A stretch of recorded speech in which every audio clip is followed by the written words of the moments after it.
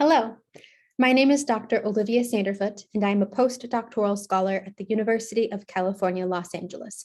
My co-chairs, Dr. Nikki Coper and Dr. Michael Shrimp, are pleased to welcome you to the 2022 International Ornithological Congress.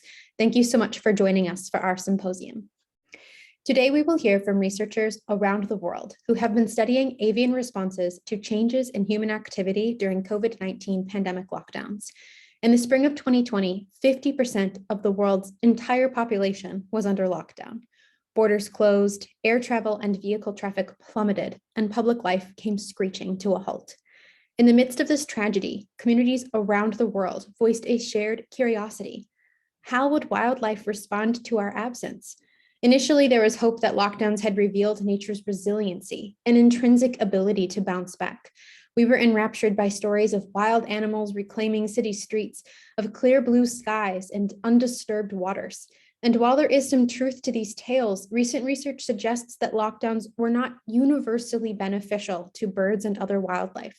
The relationship between people and birds is complicated. From land management to tourism to global trade, human activity is intimately intertwined with the lives birds live. While some species thrive with us out of the picture, others depend on our continued presence for their survival. Ornithological research during the COVID-19 pandemic lockdowns has illustrated that conservation requires more than learning how birds fare without us. As we resume our pre-pandemic activity, we must develop strategies that ensure we can prosper side by side.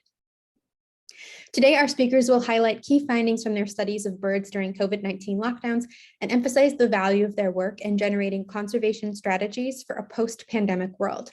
Following the pre-recorded talks, we will host a live chat with all our speakers to answer your questions and opportunities for future collaborations.